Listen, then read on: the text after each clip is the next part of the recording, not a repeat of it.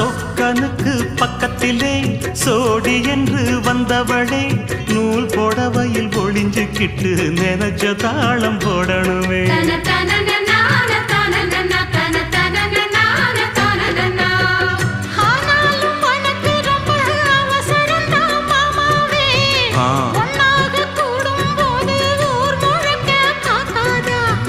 பார்த்தாலும் தவறு இல்ல பனியுறங்கும் ரோசாவே உன்னால சொத்த வச்ச மூக்குலதான் வைக்காதா.